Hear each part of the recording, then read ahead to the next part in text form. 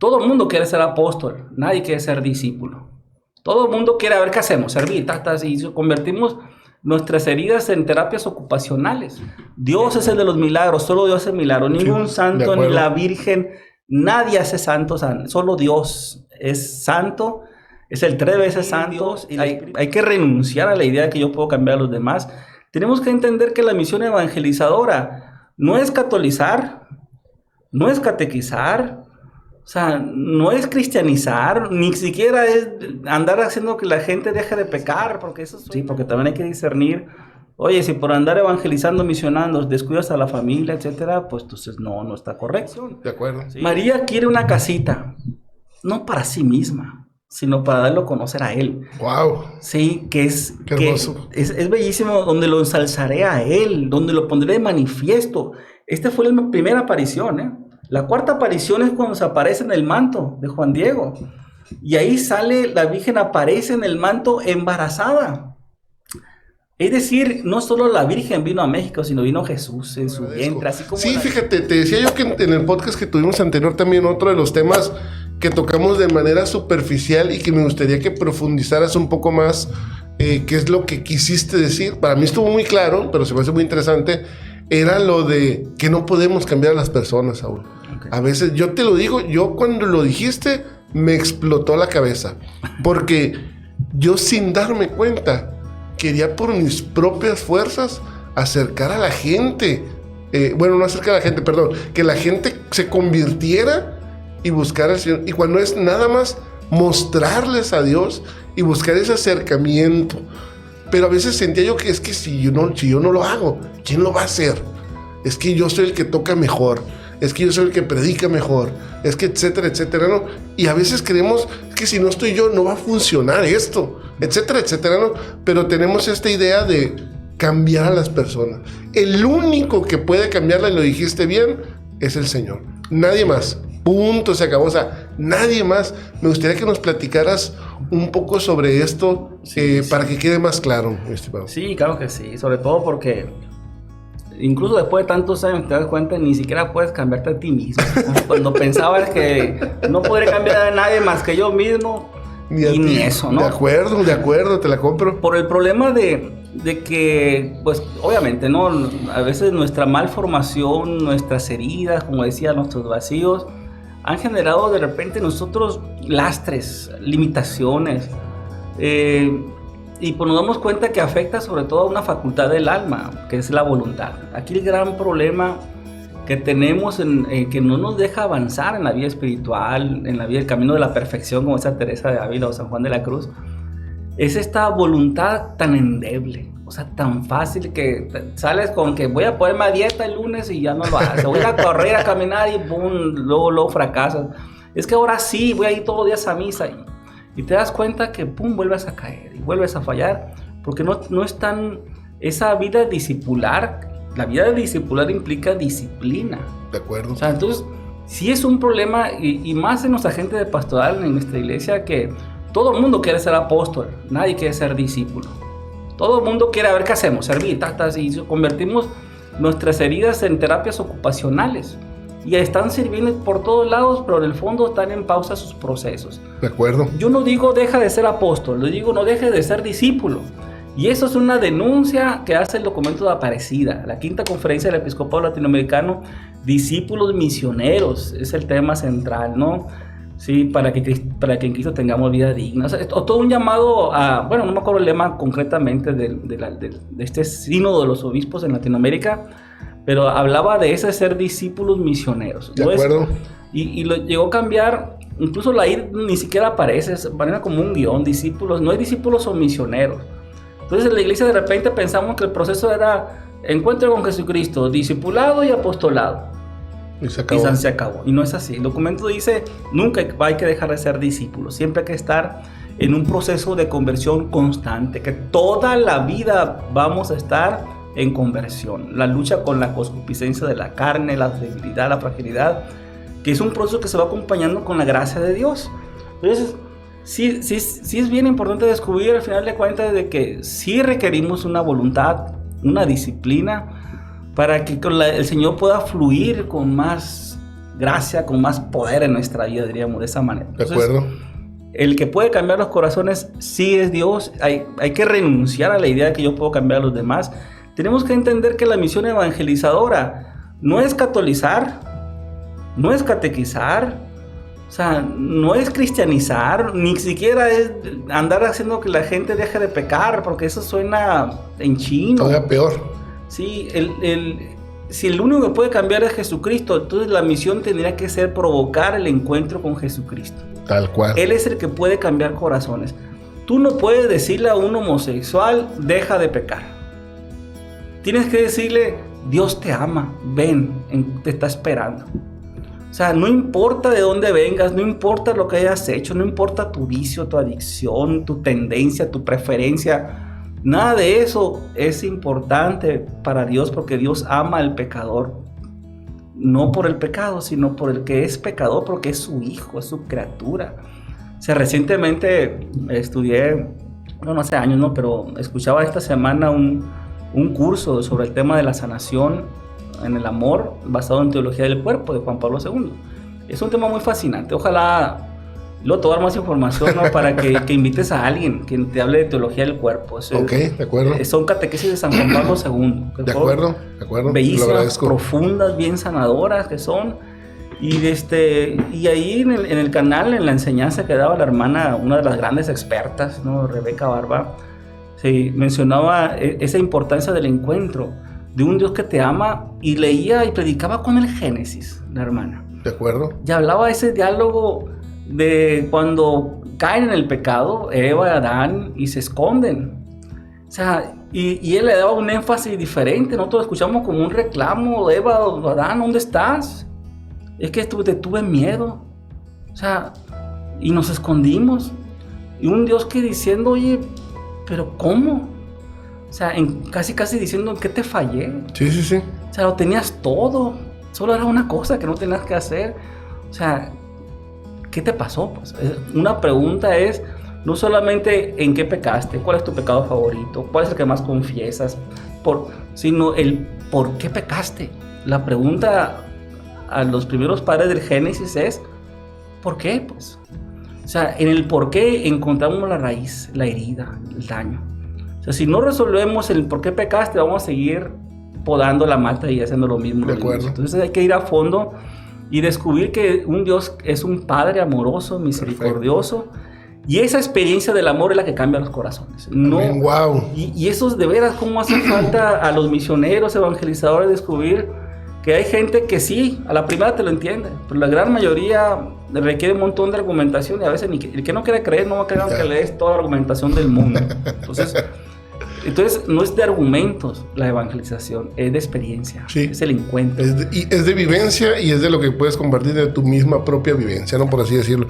Perfecto. Así es. Vamos a lo que sigue, y esto de cuenta, ahora sí que vamos a entrar en la dinámica como si fueran shorts, de un minuto, sí, para avanzar, okay. Porque sé que traes lo del final, lo que me compartiste, sé que está muy bueno. Frases, te decía frases que existen, ¿no? Me gustaría saber tu opinión. Por ejemplo, hay una frase que para mí es muy fuerte, que de hecho dices que creo que es bíblica, si no me equivoco. Ahorita hablaste un poquito de eso, que es que a veces la usamos, pero de alguna manera tipo chantajista, o tipo para ganarnos las conversaciones o las confrontaciones, ¿no? Cuando el que obedece no se equivoca, ¿no? Cuando tú traes una idea o alguna opinión, pero algún líder o algo te dice, no, esto. Y te dicen, hombre, el que obedece no se equivoca. Que se equivoque él, incluso a veces te dicen, ¿no? Pero ¿hasta qué punto? ¿O habrá una manera de decir, a ver, a veces que pues nos dan ciertas instrucciones que dices tú, pues esto no suena muy de Dios, o me puede llevar incluso a pecar? No por eso voy a obedecer, ¿no? Claro. Me gustaría que me compartieras tu punto de vista respecto a esto, cuando usamos, ¿no? Como líderes, el que obedece no se equivoca. ¿Qué opinas de esto? Sí, obviamente que la obediencia, decía hace rato, ¿no? Es una virtud, sí, es un don.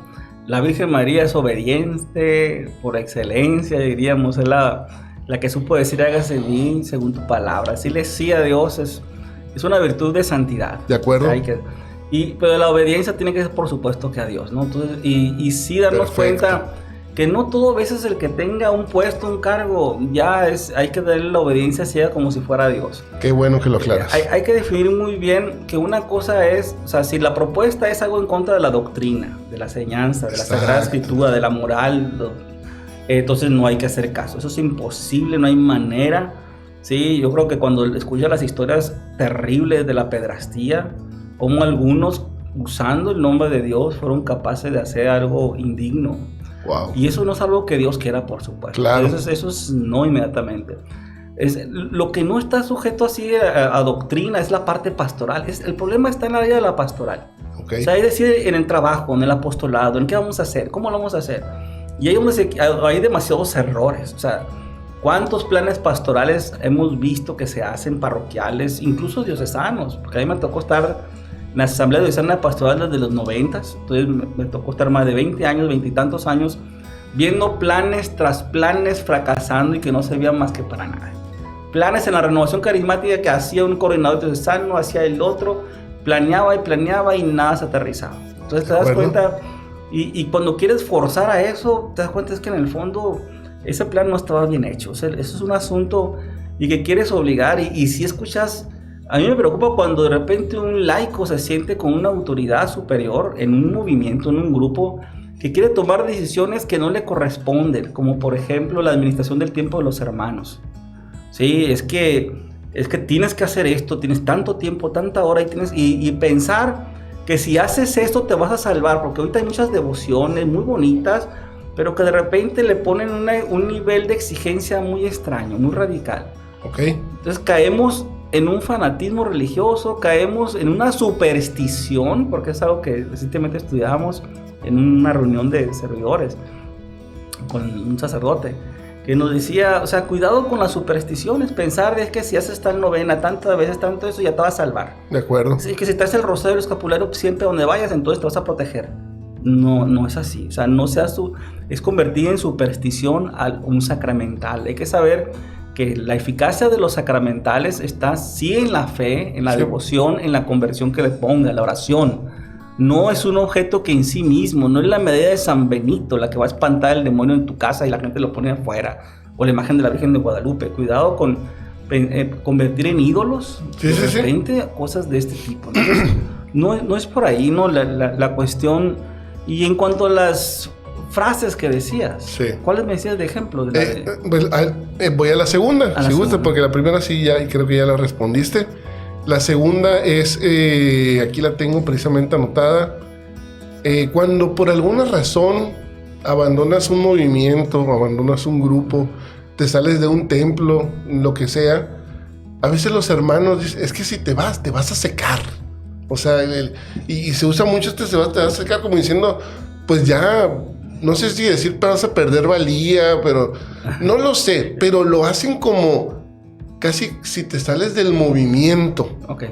Cuando dices, espérate, o sea, pues supone que estamos por Dios, ¿no? Bueno, pero ya te toca contestar, no me voy a poner a contestar yo.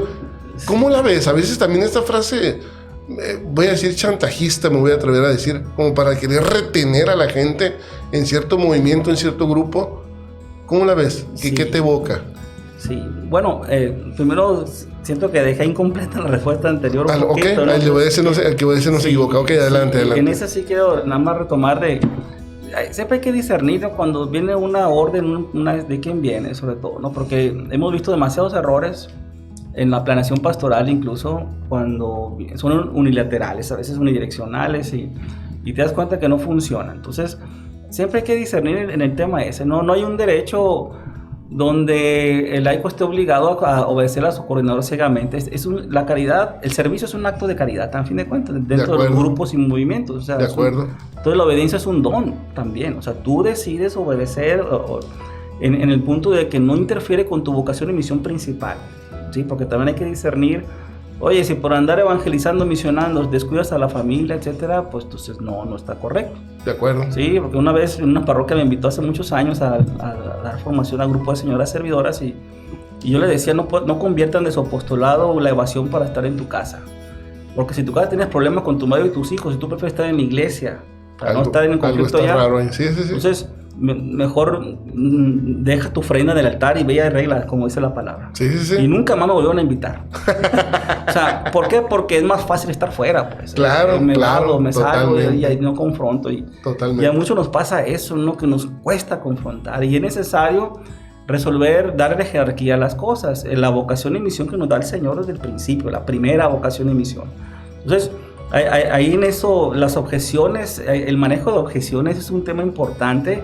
¿Por qué sí, por qué no? ¿En qué me beneficia a la comunidad, a mi familia, a mi vocación y misión? Entonces, darnos cuenta que al final es tomar la decisión. De acuerdo. Muy bien, ahora, en la segunda frase que mencionas de que si te vas te secas, algo así, ¿no?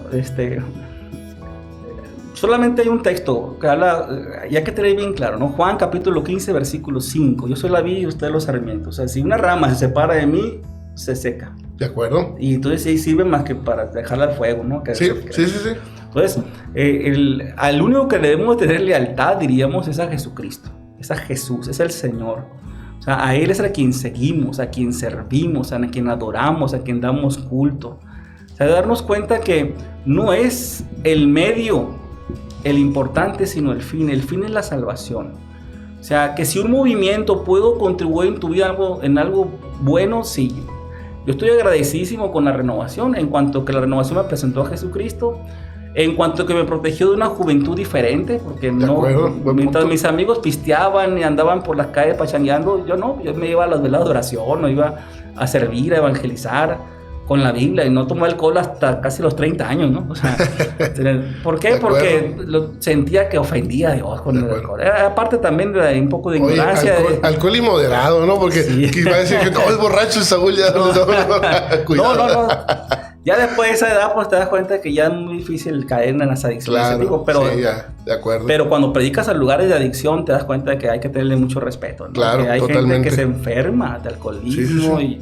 Y en los hermanos AA, pues sabemos que ellos lo tienen definido como una enfermedad incurable, progresiva y mortal. Sí. A mí se me hace bien fuerte ese tipo de definiciones, pero que es una realidad en muchos de ellos. O sea, no pueden ni olerlo ni verlo en ocasión. Entonces, en ese sentido, yo cuando tengo amigos AA y cuando hay reuniones, alguna convivencia y veo que están AA y te ofrecen alcohol, digo no. Mejor, sí, de acuerdo. En atención a ellos. Sí. Porque no seas tu causa de pecado para otros. Sí, de acuerdo. Una vez caí el error de que estaba en una reunión, estaban hermanos así de comunidad y ellos AA, y llegan y me ofrecen un tequilita, así como en un tequilita riquísimo, decían, ¿no? Y cuando voy viendo y escucho que le comenta el otro de su tragedia debido al tequila. Haz de cuenta que lo tomé rápido. O sea, se acabó, ¿no? Y no vuelvo. Otro no, ya no, gracias. Entonces te das cuenta que ahí hay que tener mucho el cuidado, sobre todo de los hermanos, de lo que está pasando, porque puede ser algo muy delicado. Sí, de acuerdo. O sea, entonces, vuelvo a la esencia, ¿no? Aquí, el derecho canónico, porque yo me acuerdo siempre ha habido divisiones en la iglesia en grupos, y grupos de gente que anda emigrando de grupo en grupo, y eso hasta el día de hoy lo hace como deporte, que andan de turismáticos, dicen, ¿no? Que andan de grupo en grupo, de movimiento en movimiento, de eventos masivos. Hay gente de la renovación que nosotros veíamos que solamente aparecían para alerges.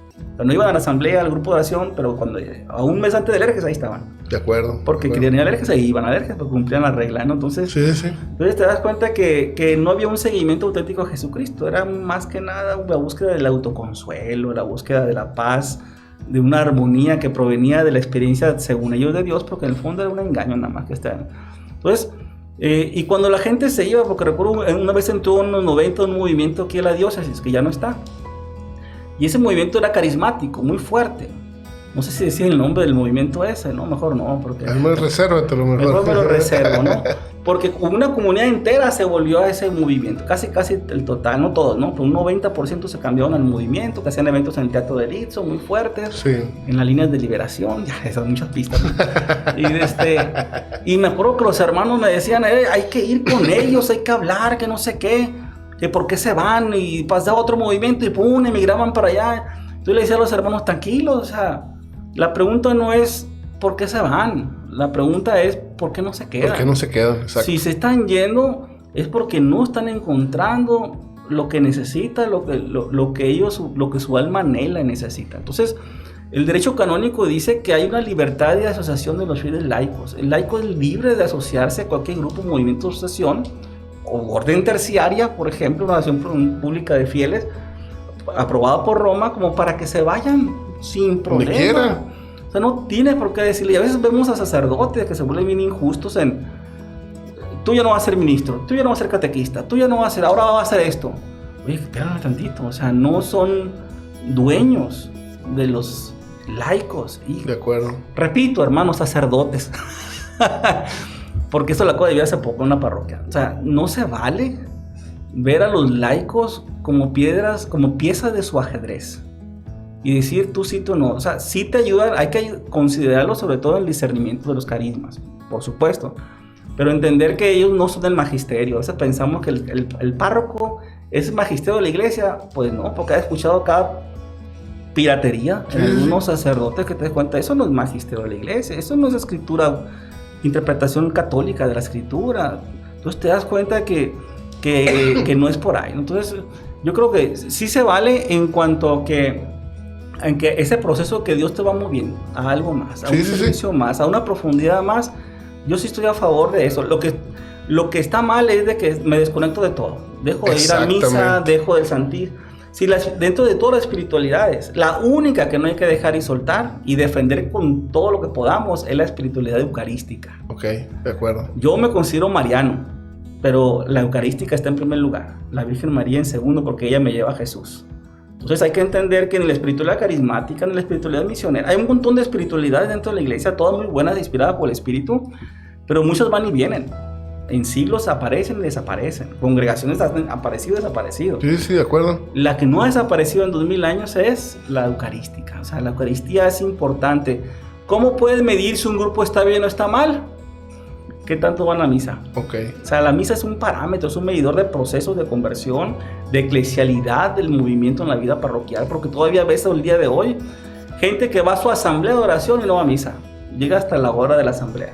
Entonces no se ha entendido que la Eucaristía es fuente y culmen de la vida y misión de la Iglesia, de la espiritualidad católica, está en la Eucaristía.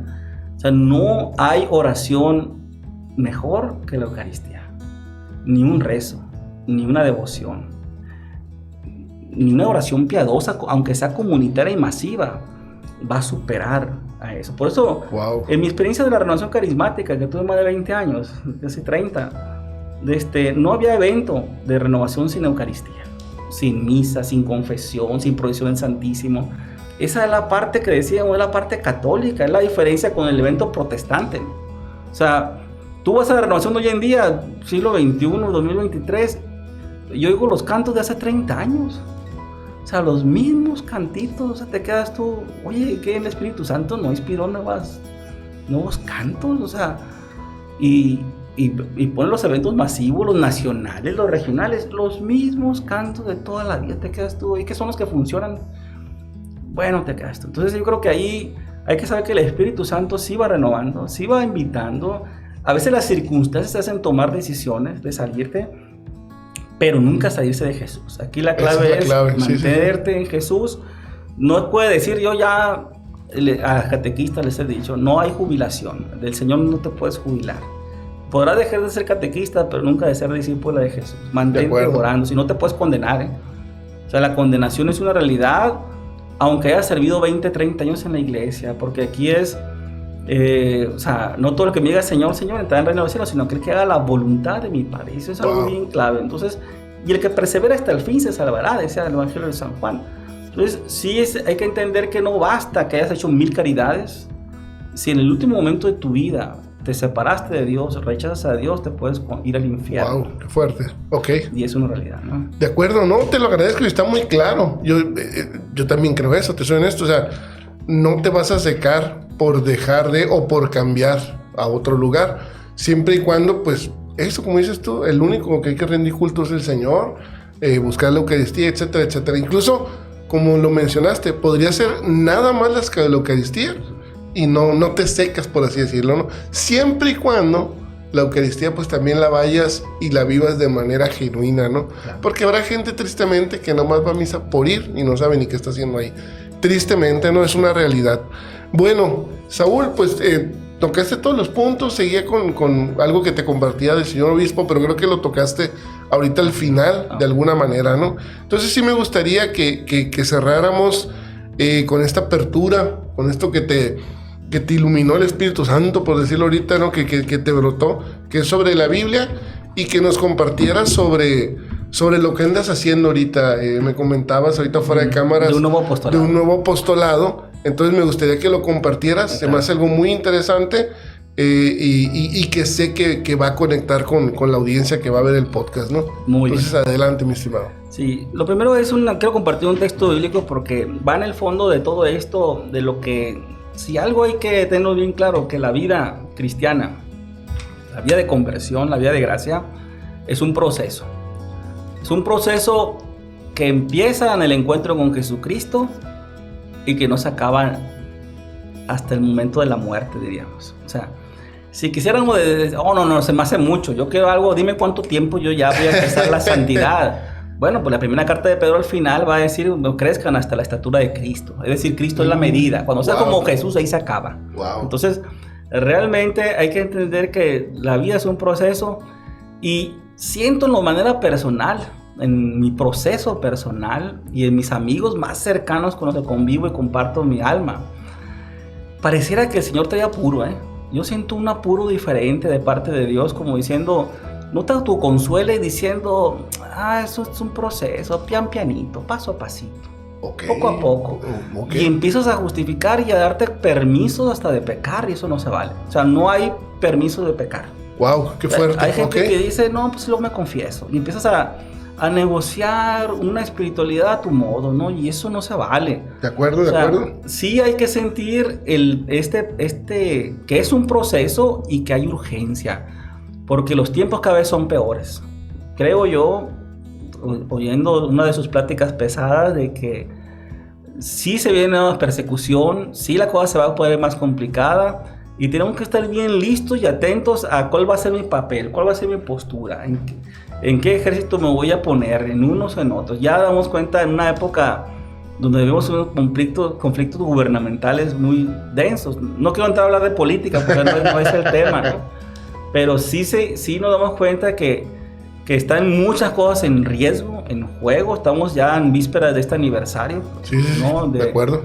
De estos asesinatos contra los sacerdotes. Los jesuitas, acaban de declarar que ¿no? México es el país, en un reportaje en Estados Unidos, es el país más violento para sacerdotes, México. Wow. Superando incluso a los países africanos, donde hay persecución abierta de los musulmanes matando cristianos católicos. Fíjate qué fuerte. Entonces, es algo bien duro, y tenemos que darnos cuenta que si eso está pasando y las cosas no van a mejorar, pareciera que todo va a empeorar. En un país que no nos toma en cuenta a las mayorías, sino las minorías son las que mandan. Sí. Entonces, y no hay una auténtica representatividad. O sea, a mí se me hace una grosería ver cómo de repente unes partidos con ideologías totalmente contrarias. O sea, ahora están juntos, resulta, el partido que era pro vida y el partido que era abortista. Todo para ganarle Sí. Entonces es una ilógico. Incongruencia, no nos representan, estamos no en una democracia, es una partidocracia. Por eso vamos por Veraste y ahora.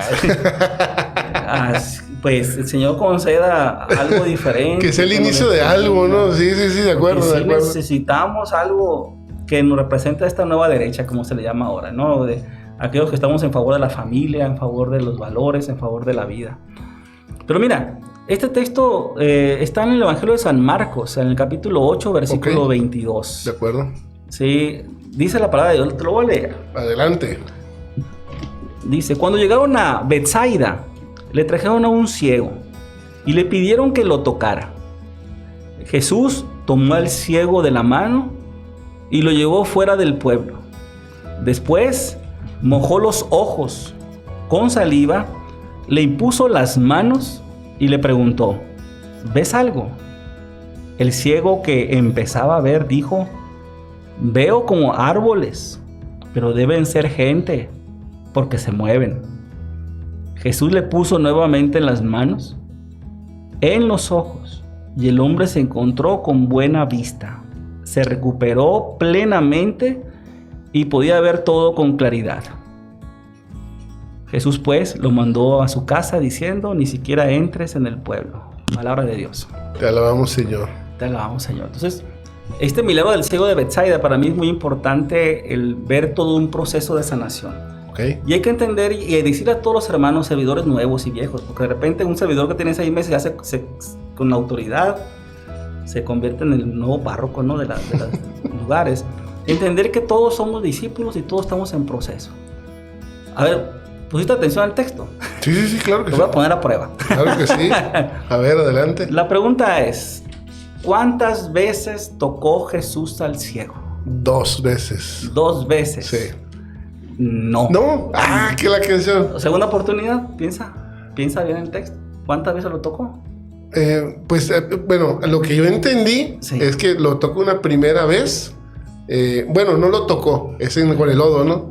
O por ahí va, trae truco la pregunta. Trae truco. Ok, es que tomó... Te lo vuelvo a leer si quieres rápido. Tomó lodo y con el lodo, sí. Pienso que no lo tocó con la mano a él, ¿no? No sé si va por ahí. Entonces mi respuesta ahora sería ninguna vez lo tocó. Ninguna, ¿no? ¿Tampoco? No, tampoco. Valiendo que eso. Lo tocó 4 veces. 4 veces. Imagínate, es un proceso de sanación que implicó, voy a decir una palabra rara, ¿no? 4 toquidos de Jesús. Nuestra vida de proceso de conversión implica no nomás que te toque el Señor una vez. A veces hay gente que necesitamos 2, 3, 4 veces. De acuerdo. O sea, no es decir yo ya me encontré con el Señor, ya cambié. No, espérate, hermano, te falta mucho todavía. Sí, de acuerdo. Por sanar, por liberar, por transformar, por convertir, etc. Entonces, y para mí el caso del ciego de Betsaida es algo bellísimo porque, para empezar, el ciego no iba solo, lo llevaban. Y la frase empieza a ser el evangelio diciendo, cuando iban llegando a Betsaida, le trajeron a un ciego y le pidieron que lo tocara. Benditos amigos de este ciego, para empezar, número 1. Como los que abrieron el agujero, ¿no? Esto es evangelizar. Okay, presentar al enfermo, al necesitado, al ignorante, al que está viviendo el peor de los desprecios, de las separaciones, del pecado, del narco, el que pensamos que agarró un mundo, monte, lo que sea. Esto es evangelizar. Señor, aquí está. Wow. Tócalo. Fíjate, la petición le pidieron que lo tocaran. Porque el toque de Jesús es el que transforma. Es importante a veces tocar. Sí, acuérdate aquella hemorroísa, ¿te acuerdas? Sí. Con solo tocar fleco de su manto. El borde de su manto, sí. sanación. O sea, ese toquido es algo bellísimo porque es donde decimos, oye, no tocó la mano ni el pie de Jesús, tocó la ropa. Sí. Hoy llamamos, es una reliquia de 2º grado. Reliquia de 1er grado es una parte del cuerpo del santo, el cuerpo corrupto. Reliquia de 2º grado es un objeto, posesión, prenda que ha usado el santo. De acuerdo.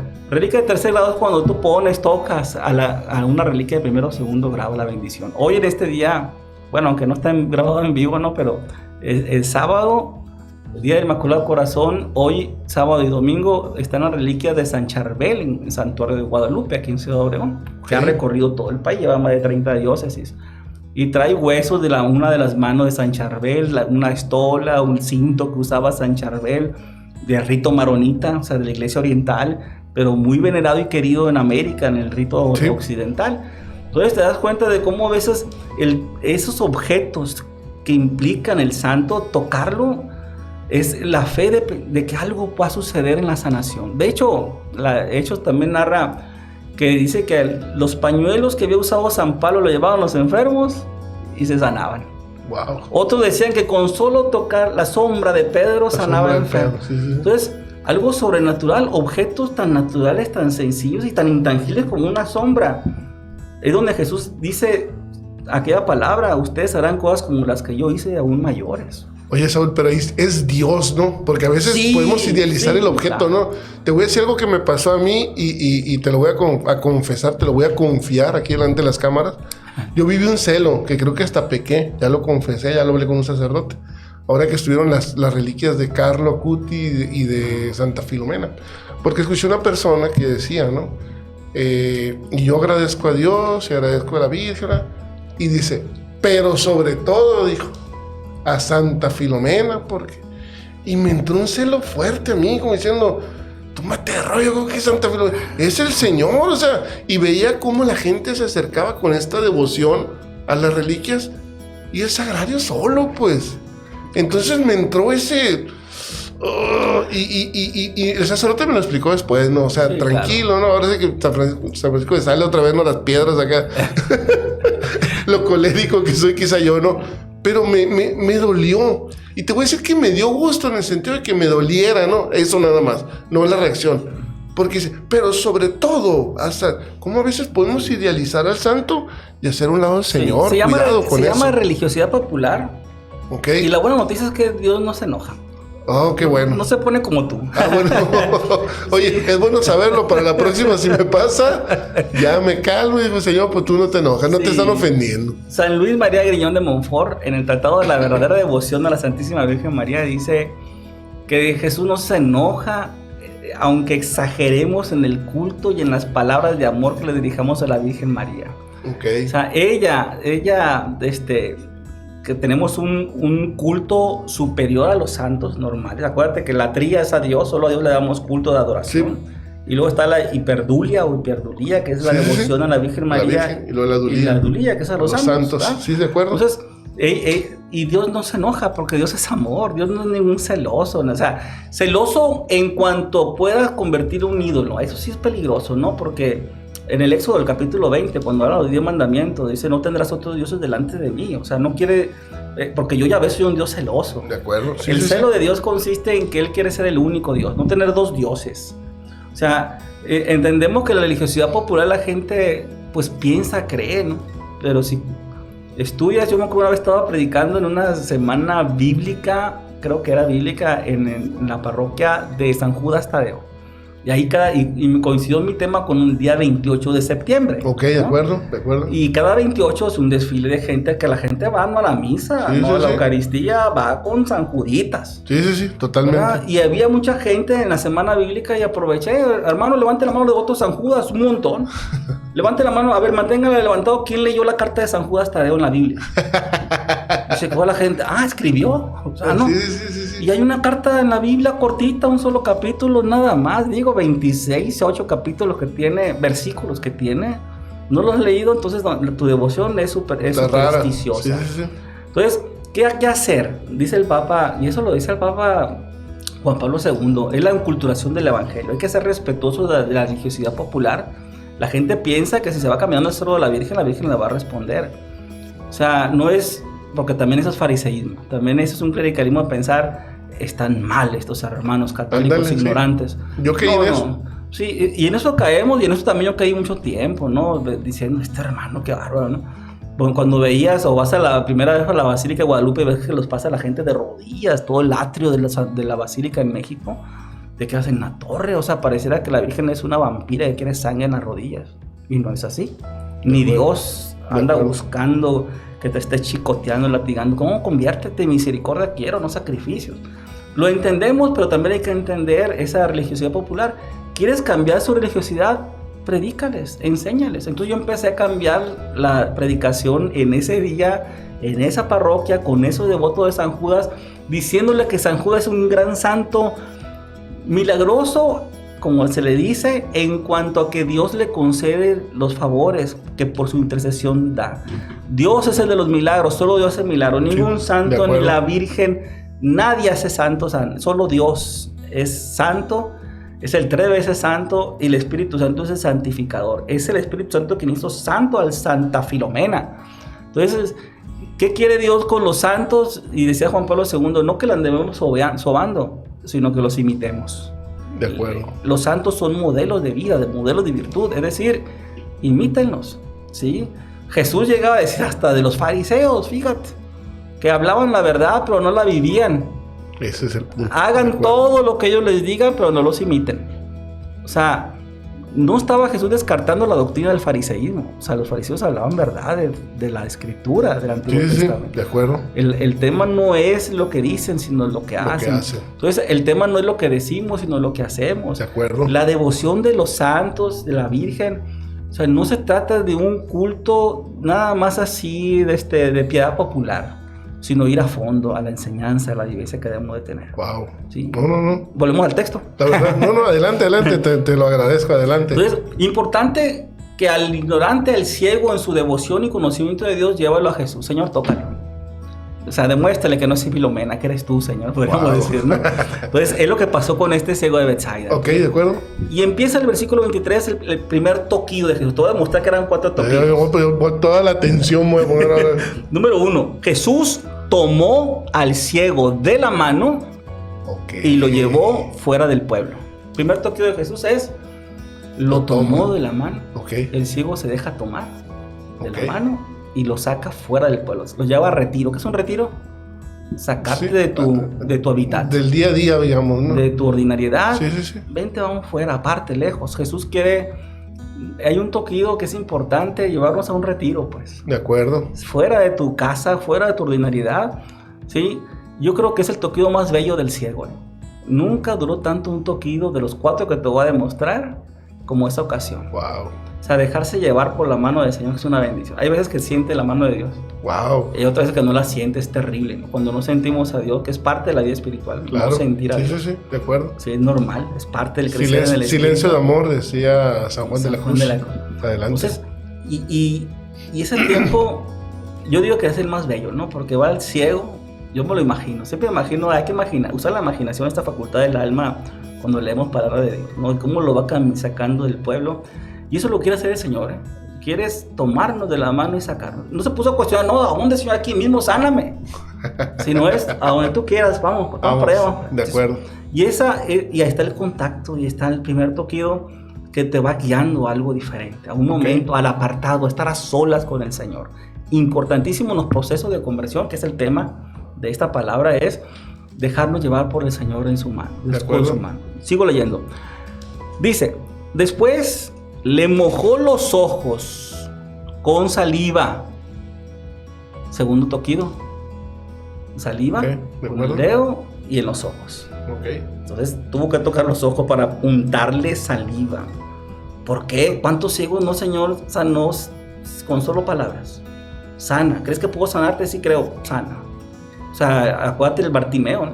¿Qué quieres que haga por ti? Pues que vea. Sí, que vea. O sea, el Señor pudo hacerlo, pero quise en esta ocasión enseñarnos un proceso de sanación. De acuerdo. Hay que dejar que el Señor ponga... La saliva es algo natural, humano, que obviamente viniendo de la boca de Dios, donde sale la voz de Dios, donde sale la palabra de Dios, es capaz de ser una bendición para la vista, quitar nuestras cegueras. El problema de la ceguera es la más grave que la ceguera física, es la ceguera espiritual. No ver a Dios, no ver posibilidades, no ver la esperanza, no ver que hay solución en medio del problema del conflicto, en medio de la crisis, de la situación, de la falta de dinero, la falta de salud. El Señor usa ese objeto natural que bendice con su palabra, con su saliva. Esto es un fundamento bíblico del sacramental. La otra ocasión Jesús escupió a la tierra, hizo barro y lo puso en los ojos como otro ciego. Sí. Entonces, ¿qué significa? Que Jesús quiere bendecir las cosas naturales, como el agua, la sal, el aceite, ¿sí? Para convertirse con su bendición en un objeto de bendición, hasta de curación, porque la unción de los enfermos se usa con un aceite bendito. De acuerdo. Entonces, importante el segundo toquillo, el de los sacramentales. Se me ocurre ponerle nombre, ¿no? Sí. No, adelante. De los sacramentales. Es importante la devoción al sacramental. Y fíjate, entonces hay que usarlos, por favor. El escapulario, que sí. Objetos con la fe y la devoción correcta, ¿no? Sin superstición. De acuerdo. Entonces Jesús, y luego dice, ya que le puso saliva con los ojos, le impuso las manos. Tercer toquillo de Jesús. Le impuso las manos. ¿Sí? Y le preguntó, ¿ves algo? El ciego, que empezaba a ver, dijo, veo como árboles, pero deben de ser gente porque se mueve. Pausa. Significa, si este hombre es capaz de identificar la posibilidad de un árbol, significa que él en su pasado veía. Porque para confundir gente con árboles o árboles con gente es porque tiene la referencia mental de lo que es uno y lo otro. Sí, de acuerdo. Yo creo que muchos en la iglesia, hermano, de repente están en esa etapa, o podemos estar, o estamos en esa etapa. Sientes que Dios te tomó de la mano, sientes que el sacramento y sacramental hizo su obra en tu vista, porque ves algo que antes no veías. O sea, y empiezas a ver. No ves claramente.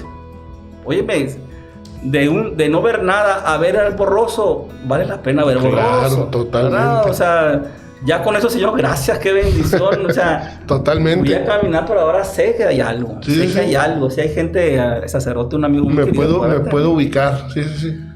Significa, pero es un proceso. Jesús quiere saber, ¿ves algo? O sea, ¿qué es lo que ves? Esa es la cuestión de la interacción con Jesús, es estar en un diálogo. Saber si vemos o no vemos algo. Entonces, habla, da su referencia.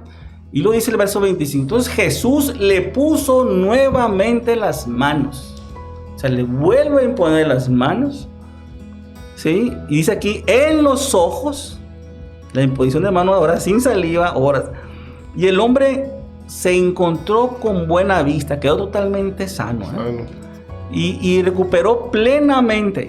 Se recuperó plenamente y podía ver todo con claridad. Mira de Jerusalén. Podría ver todo desde lejos. ¿Sí? 2020. Jesús, entonces, fíjate nada más, aunque la orden final era Jesús pues lo mandó a su casa, ni siquiera entres en el pueblo. Sí. ¿Qué estaba Jesús queriendo con eso? Pues no vuelvas a lo de antes de alguna manera, ¿no? Me imagino. Sí, bueno, primero te resuelvo el cuarto toquido. Ok, adelante. El cuarto toquido es, o sea, Jesús no quiere que dejar la obra a medias. En este proceso de sanación de este ciego, primero lo lleva de la mano, segundo le pone saliva, tercero le impone las manos, cuarto le vuelve a poner las manos en los ojos. Y en ese cuarto toquido es cuando el hombre llega a ser totalmente sano y ver perfectamente todo y ver hasta desde lejos.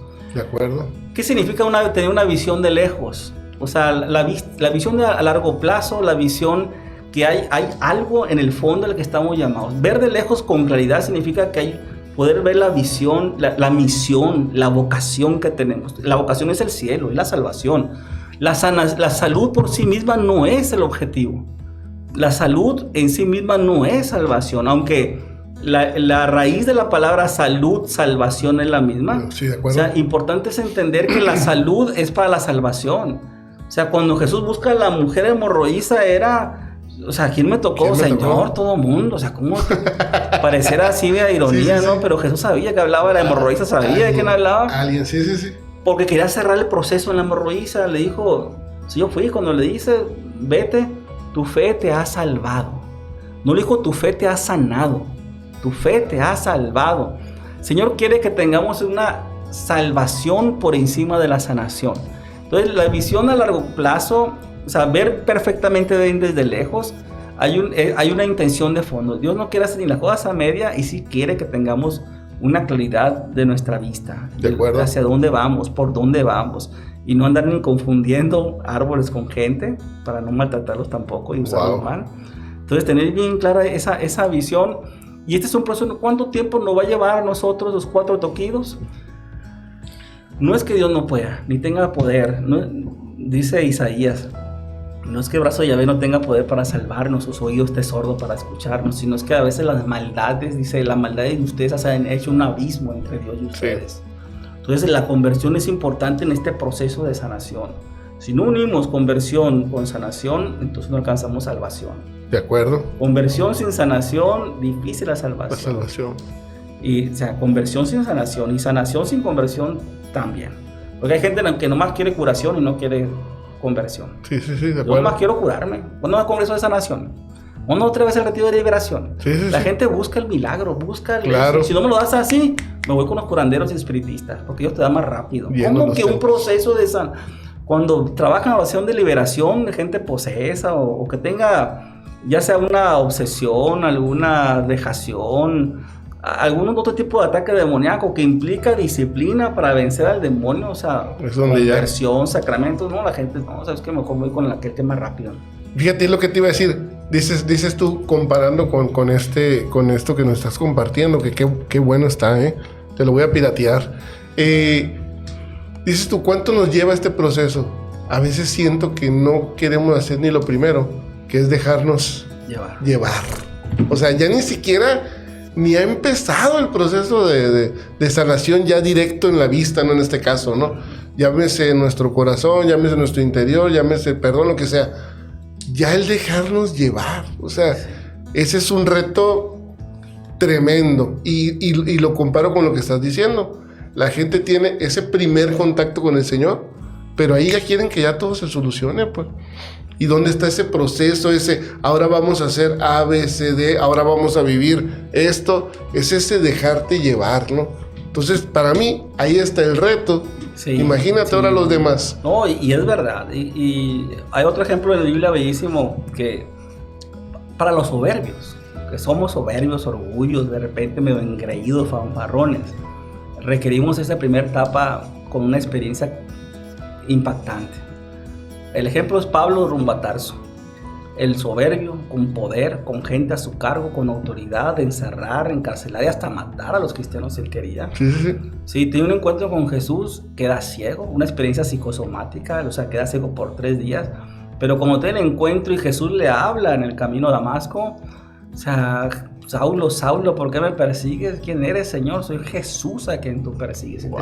Y a partir de ese diálogo, dicen, quedó ciego y lo llevaron de la mano. Lo llevaron a Pablo, lo tumbaron del caballo, dicen algunos. Sí, la Biblia no dice que viene en caballo, ¿no? Pues dice que cayó al suelo, dice la palabra literal. No hay ninguna traducción que use caballo. Pero es sentido común. Un hombre con autoridad y poder que andaba en caballo, de acuerdo, ¿no? Entonces, si fue el caballo, fue más duro el trancazo que se dio. y Pablo fue llevado a Damasco de la mano. El soberbio, el tenía todo poder, el fariseo, formado en la escuela de Gamaliel. Estamos hablando de una gran autoridad, se deja conducir de la mano. Fíjate nada más, un camino que lo llevó a un trabajo de humildad, que no comía, se mantuvo en oración 3 días. Dices, wow. Cuando le habló a Ananías, ve para allá a la casa recta, a la casa de fulano, y ahí está Pablo, ahí está Saulo orando. En este momento está rezando y está viendo cómo vas a llegar tú. O sea, wow. todo un proceso de que a la humildad. Sí se requiere humildad. De acuerdo. Humildad para que la gente vaya a un retiro. O sea, oye, ve al retiro del Vive. No, hermano, déjate conducir. Esa es la parte. ¿Quieres ver las cosas diferentes? Quitar tu ceguera. Déjate conducir. Por eso el último versículo es, Jesús le da una orden. Vete a tu casa. No regreses. No, ni siquiera entres en el pueblo. No es un no regreses conmigo. No. Jesús está rescatando con esta orden, que muchos ni le hacían caso. Jesús varias veces le decía lo mismo. Ve y no se lo cuentes a nadie. Ay, están gritando, ¿no? Por todos lados. Porque Jesús quiere rescatar la intimidad. Hay que tener bien claro ese último versículo. O sea, Jesús quiere vete a tu casa. O sea, piensa lo que Dios ha hecho contigo. O sea, es un rescata tu intimidad. Hace falta a veces. Hay gente que tiene su encuentro con Dios y en vez de meterte a tu cuarto a reflexionar qué pasó, qué me pasó, qué sucedió, qué aprendí, qué me dijo, qué me sanó, ¿Qué me dejó? Se ponen a hablar, a servir, a hacer actividades. O sea, ponen el proceso en pausa. Entonces, wow. Jesús quiere rescatar la intimidad de las personas porque hay demasiada dispersión. Hay demasiado. Estamos ahorita en misa y había gente que se distraía con lo mínimo que sea. Estamos consagrándonos a la Virgen y la gente de repente bostezaba. O sea, ¿qué está pasando? El bostezo no es una consecuencia del sueño. O sea, el bostezo es un cambio de hemisferio de pensamiento. Te fuiste, agarraste monte, pensaste en otra cosa. Sí, de acuerdo. Entonces hay que darnos cuenta, o sea, de qué es lo que está pasando en mi interior. Por eso el Señor quiere que vete a tu casa y no entres. O sea, entra a tu casa por atrás, créete sea. Wow. Intimidad, soledad. Jesús lo va a decir el miércoles de ceniza en ese texto, ¿no? De cuando ores. Entra a tu cuarto. Entra a tu cuarto. Y ahí no secreto. Y tu Padre que ve lo secreto te recompensará. Incluso dice, ponle llave, ¿no? O estoy inventando. Sí, dice, sí, o sea, que ponle sí, llave, sí. como diciendo todavía más y que nadie te interrumpa, ¿no? No creer que si andamos orando en las esquinas de las plazas, por mucho gritar, seremos escuchados. El tema no es orar en las plazas. El problema es pensar que solo así Dios me va a escuchar. Dios te escucha allá y en la intimidad de tu cuarto. Entra en tu pieza, entra en tu habitación. Y tu Padre que ve los secretos te recompensará. Wow. El Señor quiere una relación íntima con el Señor. ¿Te pareció el texto? No, híjole. Podríamos seguir más, pero yo creo que con eso agarramos suficiente en eso, es que otra vez es un placer platicar contigo, Saúl. La verdad que yo creo que si te invito un tercero, que yo creo que sí, primero no voy a preparar nada. ¿De qué vamos a hablar? No sé, háblame lo que quieras, te voy a decir. Porque... Si llega a 1000 vistas, a 1000 views, entonces vengo, ¿no? Es que es increíble, o sea, wow. una vez lo vuelvo a decir, si algo me fascina de esto, que hago con mucho gusto y que no lo hago porque sé, al contrario, lo hago porque aprendo. Y en este aprender hay mucha riqueza. Yo de todo corazón te lo agradezco. Sé que lo haces de buen corazón. Sé que se te va el tiempo, te apasiona esto. Yo les voy a decir algo, hermanos, y espero que no se me moleste Saúl. Yo creo que no, ¿verdad? Pero no se me agüiten también ustedes. Mis hermanos, tenemos un gran hombre aquí que puede formar, que puede compartir. Contáctenlo para que les vaya y les comparta, Chihuahua. O sea, creo que a veces nos encerramos en nuestros mismos gente, en nuestros mismos grupitos. Yo sé que Saúl no viene a publicitarse, pues le digo, no te me molestes, Saúl. Sí. Pero ahí está, mi hermano. O sea, invítenlo a predicar, invítenlo, apóyenlo también. Perdón, Saúl, por hacerlo, es algo que me brota ahorita. Y ojalá pues gente te contacte para que puedas compartir también de esto. Y otra vez, no es Saúl, es el Señor al que buscar, ¿no? Porque también no quisiera empezar por ahí, ¿no? Pero yo lo que estoy diciendo, también que aprovechen esto que el Señor te ha dado, pues, y que lo puedes compartir, ¿no? Sí. Adelante. Sí. Muy mal por andar adulando, ¿eh? es malo. Sí, no. Lo que sí... Lo hago de la mejor intención, honestamente, Saúl. No, te agradezco, yo sé que lo haces de buena intención y en el fondo de rescatar es que el tesoro está en la palabra, pues. O sea, el tesoro es la palabra. Necesitamos palabra de Dios. O sea, no podemos dejar que un grupo, un movimiento, un apostolado no lea, no ore, no reflexione de la palabra de Dios. De acuerdo. Los procesos de conversión tienen que ser a la luz de la palabra. La oración personal tiene que ser con palabra de Dios en la mano. O sea, se está orando esta oración que creo que lo dije en el podcast pasado también. Que la oración personal la hemos convertido en puros monólogos.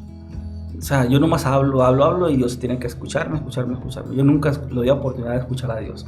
Cuando yo leo palabra de Dios, o sea, lo decía también un santo, ¿no? Cuando yo oro, Dios me escucha, y cuando leo palabra de Dios es Él el que me habla. El que me habla, ¿de acuerdo? Y más importante, lo que yo tenga que decirle a Dios es lo que Él tiene que decirme a mí. Entonces tenemos que volver a las fuentes. En medio de lo que viene de persecución, o sea, si nos cierran las iglesias, o sea, si vienen momentos dramáticos de nuestra vida, una nueva pandemia inventada, como lo están manejándose muchas cosas, sí. O sea, ¿qué va a ser de nuestra espiritualidad? O sea, ¿qué tenemos? ¿Cuáles son las fuentes? En la misa comulgamos del pan de la palabra y del pan de la Eucaristía. Tenemos que aprender a comer de este pan. Sí, no solo de pan vive el hombre, sino de toda palabra que sale de la boca de Dios. Le dijo Jesús a Satanás, cuando dijo, convierte estas piedras en pan. Entonces, sí, la palabra es importante. Yo les invito a los hermanos que tengan Biblia personal. O sea, es que tenemos una Biblia familiar. O sea, haz lo posible por tener una persona para que subrayes, escribas, leas la parte que están abajo, las explicaciones. Sí, que le llaman exégesis, pero no son exégesis, son puros comentarios de aplicación para la vida. Hasta aquí aprendí, toda la vida le he dicho exégesis. No, exégesis, lo que es lo más formal de una exégesis, lo puedes encontrar en la Biblia de Jerusalén quizá, donde entras ya al significado, vamos a decir, el griego de las palabras. Cuando entras al texto, contexto y pretexto, o sea, de la palabra de Dios, eso es exégesis. Okay. O sea, ¿quieres escuchar una buena exégesis? Fray Nelson creo que todos los sábados publica el exégesis del domingo siguiente y te agarra el texto en griego y te va traduciendo español-griego, palabra por palabra. ¿Qué quiere decir tu significado? Eso es exégesis.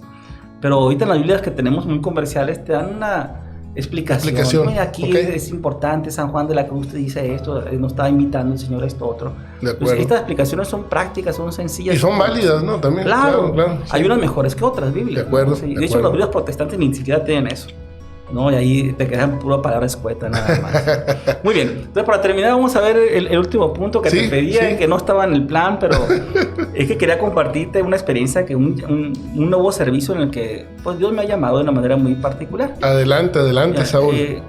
Explico el evento en contexto porque lo pueden encontrar por ahí. Debe estar grabado una conferencia que hubo el 3 de septiembre del 22 en el Santuario Guadalupe. Vino Monseñor Eduardo Chávez Sánchez. Monseñor Eduardo Chávez Sánchez es el postulador de la causa de canonización de San Juan Diego. De acuerdo. Entonces, es un hombre, un tipazo, ¿no? Me tocó estar en primera fila junto con mi esposa y a partir de esa conferencia bellísima, que nos habló de Palquetzalistli y toda una tradición indígena de la época prehispánica, o sea, y esta conferencia que dio el Monseñor Chávez, al final estaba el señor obispo ahí y se firmó formalmente el inicio de lo que es el Centro Diocesano Santa María de Guadalupe, Madre del Redentor. Ahí se llama. Centro Diocesano Santa María de Guadalupe, Madre del Redentor. Okay. ¿Por qué empieza en septiembre? Porque en diciembre, el 12 de diciembre, empezó la novena en años. Y esto el episcopado mexicano lo ha autorizado y lo está promoviendo. Dentro de, pues diríamos ahora, dentro de 8 años. O sea, en el 2031 sería, ¿no? Dentro sí, de 8 años. 2022, sí, 31. Sí, en el 2031 se cumplen 500 años de la aparición de la Santísima Virgen María de Guadalupe en el Tepeyac. Ok, de acuerdo. Entonces, estamos rumbo al 500 aniversario, ¿sí?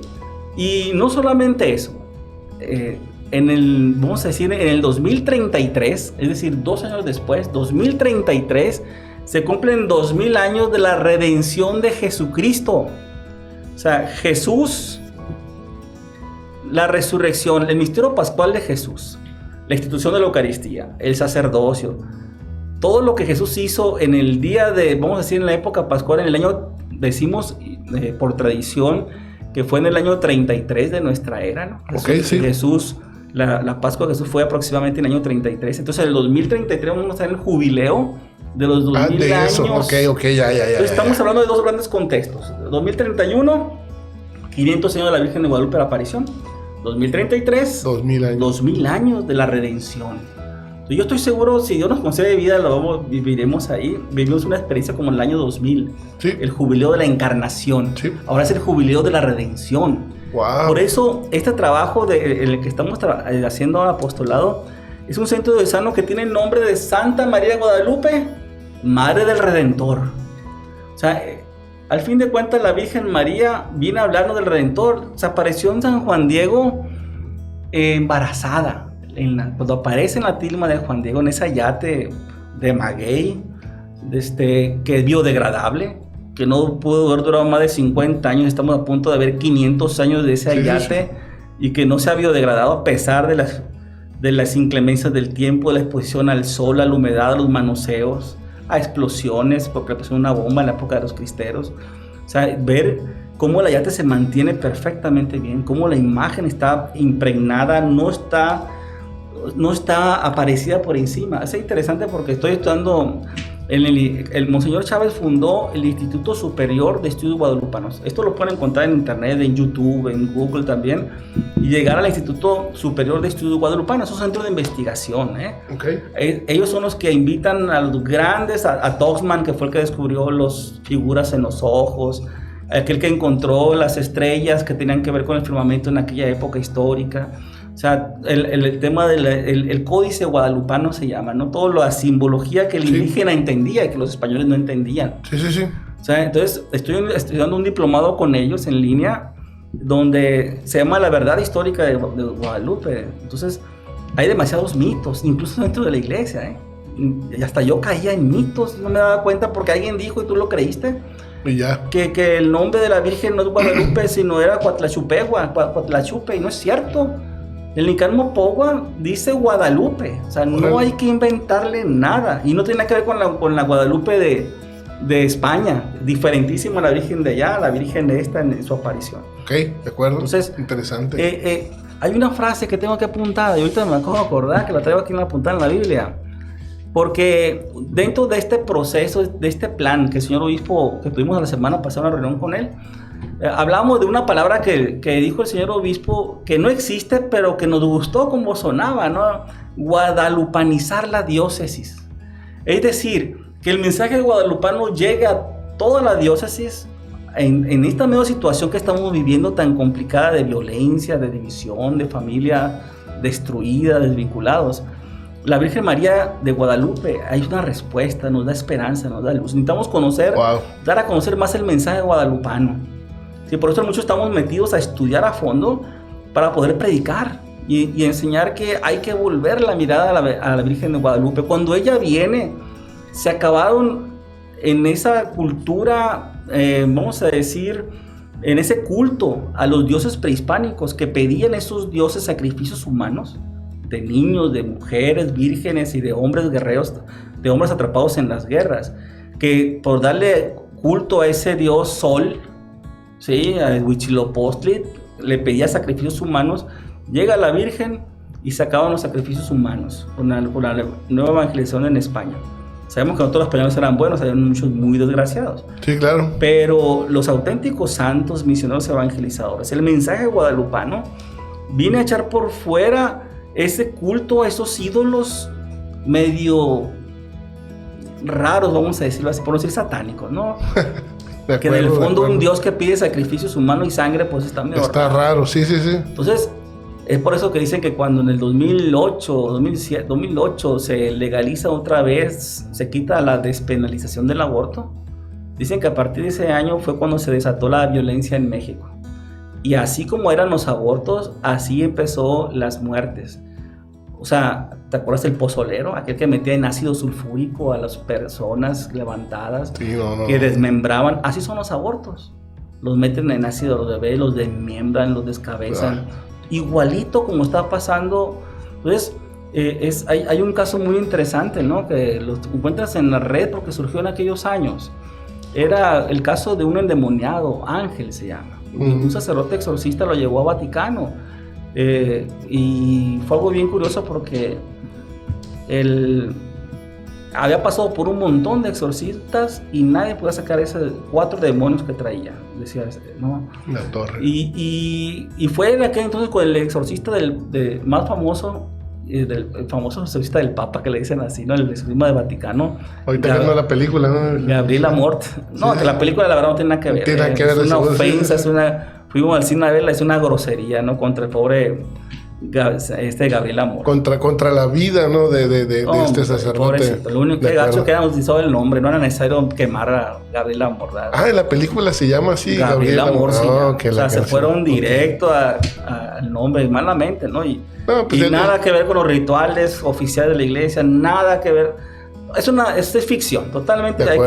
Porque luego me han preguntado eso, uy, ¿al cine puedo ir a ver eso? Pues si quieres ver ficción, está bien, pero es mentira todo eso. De acuerdo. Sí, entonces. De acuerdo. Y Gabriel Amor, cuando entra en eso, dice: el mensaje no va a ser literal lo que el demonio le dijo, porque usó groserías, ¿no? Con Gabriel Amor. Y le dice: desde que volvieron.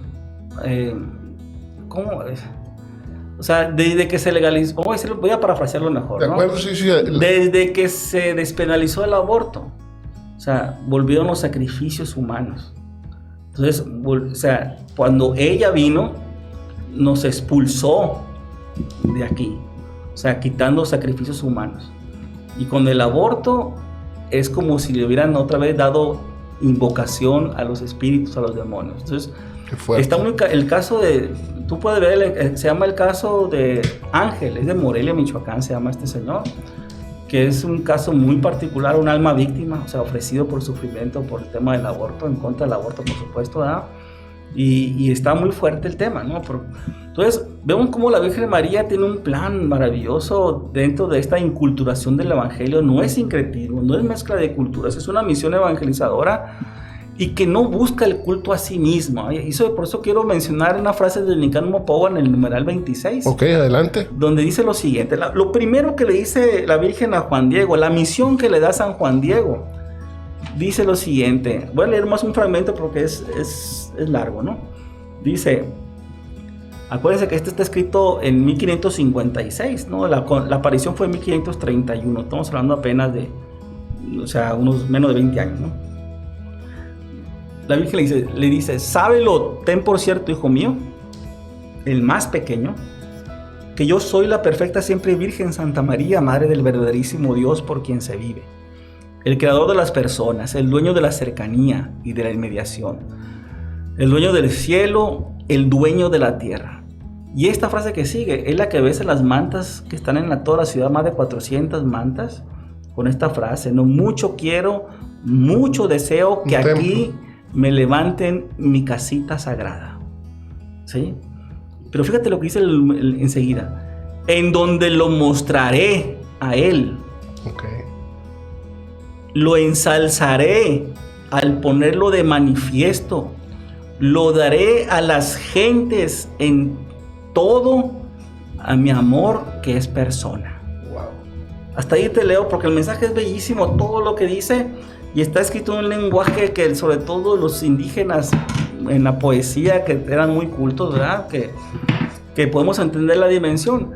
María quiere una casita, no para sí misma, sino para darlo a conocer a él. Wow. Sí, que es bellísimo, donde lo ensalzaré a él, donde lo pondré de manifiesto. Esta fue la primera aparición, ¿eh? La cuarta aparición es cuando se aparece en el manto de Juan Diego. Y ahí sale, la Virgen aparece en el manto embarazada. Es decir, no solo la Virgen vino a México, sino vino Jesús en su vientre, así como la visita de María, su prima Santa Isabel. Sí, sí. Que iba en el vientre de María y que con el solo saludo de María, Isabel quedó llena de Espíritu Santo y ella declaró, o sea, ¿quién soy yo para que la madre de mi Señor venga a mi casa? Tan solo escuchar tu saludo, su shalom, ¿verdad? Saltó de gusto, de alegría, el hijo en su vientre, Juanito, ¿no? Juan el Bautista. Que estaba ahí, entonces, sí, el sexto mes del embarazo. Entonces, nos damos cuenta cómo María visita a Isabel con Jesús dentro y es capaz con su saludo llenar de Espíritu Santo.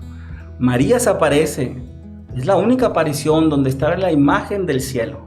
O sea, es una imagen que no pintó ser humano.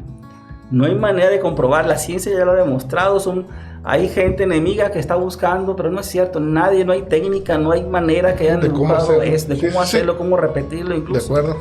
Entonces, ese mensaje guadalupano es un mensaje de esperanza. La Virgen quiere y quiere hacerlo esto, y hay que trasladarlo, ¿sí? Esta casita, quiere que la Virgen la hagamos en nuestro corazón, quiere que la hagamos en nuestra familia, quiere que la hagamos en nuestras parroquias, en nuestros grupos de iglesia, una casita donde le demos culto a él. A su hijo, ¿de acuerdo? Sí, que es mi amor persona, esa manera de cerrar la frase. O sea, Jesús es tanto ama a la Virgen, a Jesús desde el vientre materno, que quiere darlo a conocer. O sea, no es que María quiera un culto para sí misma. Ella quiere que el culto a María es el culto que te lleva a Jesús, porque al fin de cuentas, la orden más importante de Jesús, bueno, dada de María en las bodas de Caná, es hagan todo lo que Él les diga. De acuerdo. O sea, no hagan lo que yo les diga, hagan lo que Jesús les diga. Entonces María sigue diciendo lo mismo, hacer lo que Él les diga. Y entonces María nos lleva a Jesús. Es el tema que los hermanos separados, cuando escuchan esto, vean cómo la Virgen no busca un culto a sí misma. La Virgen de Guadalupe no pretendía que le echen incienso a ella, sino quiere dar a conocer, quiere manifestar el amor a su Hijo amado, que es el amor persona. A mí me entusiasmó mucho conocer de la Virgen de Guadalupe. Estoy aprendiendo un mundo en este diplomado que estoy haciendo. Me imagino. Y creo que hace falta difundir el mensaje guadalupano. En este tiempo, la Virgen está ahí todavía presente. O sea, el ayate no se ha degradado, no ha desaparecido la imagen, sigue presente inexplicablemente después de casi 500 años. Y tenemos que dar a conocer que hay esperanza, que hay posibilidad. De acuerdo. Y que hay que comendarnos a la Virgen, que ella recibe de todas las culturas. Hay mucha gente que es guadalupana y no es católica. Y Buen punto. Y no importa, ¿eh? No importa, porque María quiere dar a conocer a todos por igual y recibe al indígena, al náhuatl, al que tú quieras. Sí, hay gente que, híjole, cree cosas tan raras, pero el 12 de diciembre no le toca a su virgencita. Sí. Y no es problema, porque nuestro fariseísmo puede salir, ¿no? en ese como clericalismo, ¿no? Que hablamos al principio, diciendo que mal le dan el culto a la Virgen. Así no es, no hay que adorarla solo a Dios. Sí, ya lo sabemos, pero no nos toca a nosotros el juicio de los demás, ni cómo dan el culto a los demás. Hay que ser respetuosos de la manera como los demás lo hacen, ¿sí? Y me gusta mucho cómo la misma palabra nos va a dar luz, porque hay dos ángeles en la Biblia que tienen posturas diferentes con la misma Virgen, ¿sí? Tú lees el Apocalipsis capítulo 12 y ves el dragón, o sea, que es la serpiente antigua evolucionada, Satanás, el diablo, dice, lo aclara Juan en el Apocalipsis, el diablo, ¿sí? Que es un ángel caído, Luzbel al fin de cuentas, que ahora la serpiente antigua está evolucionada, ahora es un dragón. O sea, ahora vuela, tiene manos, tiene patas y tira fuego. O sea, este dragón, esta serpiente evolucionada que es Satanás, que es el demonio, va contra la mujer. Esa mujer, capítulo 12, vestida de sol, con la luna bajo sus pies, ¿sí? Que está embarazada, así como está la Virgen de Guadalupe, es idéntica a la descripción del Apocalipsis 12. El demonio va contra ella y contra el hijo que va a dar a luz, pero no puede tocarla. Vomita incluso contra esa mujer, ¿sí? Y la misma es protegida, y como no le puede hacer nada, dice el Apocalipsis, va contra el resto de sus hijos, es decir, nosotros. Entonces, cuando alguien habla mal de la Virgen, se parece más a Satanás. ¡Oh, qué fuerte! Está vomitando en contra de ella, que trae al Hijo de Dios, elegida por Dios para ser la madre de Jesús, la madre del verdaderísimo Dios por quien se vive. O sea, María está diciendo en Guadalupe el mensaje, o sea, es Dios el verdadero por quien se vive, no estoy hablando de sí. Ella es la madre de Dios, del verdaderísimo Dios por quien se vive. El mensaje a mí me emociona, por supuesto, sí, ¿no? Te estoy notando, estás transmitiendo la pasión con lo que lo estás diciendo. Entonces, en cambio, el ángel de Dios, San Gabriel Arcángel, en la encarnación, o sea, ¿qué hace? ¿Qué palabras transmite el ángel a María? Hay una imagen en la iglesia ortodoxa que pone María de pie orando y el ángel de rodillas. Ese Ave María Dominus Tecum, que dice en latín San Jerónimo, lo tradujo mal diciendo Ave María. O sea, Dios te salve María, llena eres de gracia, se traduce en español. Sí, pero el griego no es eso, el griego es otro, es el alégrate llena de gracia. El griego, el texto original es alégrate llena de gracia, el Señor es contigo. Okay. Bendita eres entre todas las mujeres. O sea, bueno, la bendita es de Santa Isabel, ¿no? Entonces, la alabanza del ángel Gabriel es una alabanza que parte de Dios. O sea, la alaba como la reina. San Jerónimo le pone un saludo real, de realeza. Ave María, como Ave César. ¿De acuerdo? O sea, Dios te salve al César, al rey, porque reconocen María la reina. Pero no es literal. La escritura del griego original, o sea, no está escrita en latín, es traducción del griego al latín. El latín es ese Kekeritomen en Miriam, es el alégrate llena de Exaire María. De ahí viene el alégrate María, Exaire María en griego. ¿De acuerdo? Entonces, ese Exaire María, esa alégrate María, es una palabra profética, solo en el Antiguo Testamento 4 veces. Alégrate llena de gracia, alégrate hija de Sión. O sea, María representa todo el pueblo de la salvación, los anahuí, los que esperaban al Mesías, al Salvador. Wow. Entonces, bueno, con esto creo que terminamos porque nos da para un tema larguísimo, hablar de la Virgen de Guadalupe. Pero volvamos y los invito a que pongan en sus casas. Tenemos 8 años en preparación, los 500 años, para que María esté en nuestra casa, haciéndole caso a Jesús en la cruz del Calvario. De acuerdo. O sea, madre, ahí a tu hijo. Hijo, ahí a tu madre. Y de entonces, dice el Evangelio de San Juan, capítulo 19, el discípulo se llevó a María a su casa. Wow. Pues ella quiere estar en nuestra casa. Invitemos siempre a María. ¿Amén? De acuerdísimo. Amén, perdón. Y antes que nada, qué manera de terminar, mi estimado, porque en esta pasión que nos compartes, te puedo asegurar que no tienes ni idea que llevamos 2 horas y media. Ay, no es cierto. Ya hablando. Perdón. Ya, no. En 2 el tema. No. Edítalo. No. Va a ser un gran podcast. Híjole. Que va a tardar la gente en verlo. Amén, no pasa nada. Rompimos récord. Sí. Pero vale la pena. Así que nada que pedir disculpas, ni que editar, ni tal cual lo vamos a subir. Porque créeme que es un podcast bastante rico. Amén. Bueno. Yo te agradezco mucho, Saúl, el que hayas venido, el que hayas compartido y esta pasión que te digo que me demuestras, pues me reafirma que pues vienes de buena gana, no vienes por cumplir, lo cual lo agradezco bastante. Soy seguidor de Corriente de Gracia, ahí siempre. No, te lo agradezco bastante y ten en cuenta que vas a estar en nuestras oraciones. Vamos a estar orando también porque por este proyecto de guadalupanizar, ya me lo grabé, la diócesis. Y por cierto, adelante. Me viene a la mente nada más algo muy breve, ¿no? El obispo nos decía la semana pasada, o sea, el objetivo de este proyecto tiene que ser promover el encuentro. Una vez más, ¿no? El encuentro, exactamente. Encontrarnos con la Virgen es encontrarnos con Jesús. Encontrarnos con Jesús es encontrarnos con la Virgen. El proyecto de guadalupanizar consiste en que tengamos un encuentro con la Virgen. Necesitamos encontrarnos. La clave de la conversión no está únicamente en la fe y la razón. O sea, por encima del fides et ratio, que decía el Papa, o sea, es el encuentro, es el transformante. De acuerdo. Entonces, promovamos el encuentro con la Virgen, promovamos el encuentro con Jesús. No hay pleito entre ellos. O sea, nos van a llevar al encuentro del amor, al Dios que nos ama, la Virgen que nos ama. O sea, con la manera de cariño, como le dice San Juan Diego, es la manera como ella se nos dirige a nosotros, es nuestra mamá. De acuerdo. No, te lo agradezco. Amén. Pues mis hermanos, qué riqueza, usar esta palabra positivamente, qué locura de podcast acabamos de vivir.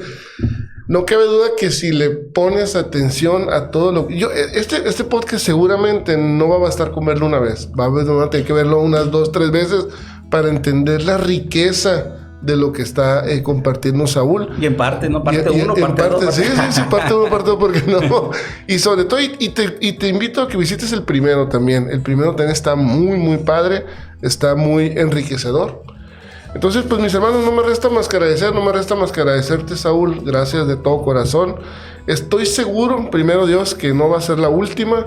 Ya vas a ser de los consentidos aquí de Corriente Gracia. Vamos a darle espacio, como esta vez que leímos 1 año, para que no te me asustes. Nueva sección, si quieres, vamos a hacer ahora, ¿no? Como práctica pesada, sí, práctica bíblica. Adelante. Uta, ¿qué diera yo por eso? Saúl, de igual manera, delante de las cámaras, y sabes que fuera de ellas también, si podemos apoyar en algo esto nuevo que estás trabajando, este nuevo apostolado, si en algo servimos, adelante, ya sea para venir a grabar cosas, compartir. Esta es tu casa, de todo corazón te lo digo. Mis hermanos, pues no me resta más que agradecer también a ustedes el que hayan visto el podcast. Compártanlo, apóyennos, que el mensaje se difunda. Un abrazo para todos, Dios los bendiga, bye bye.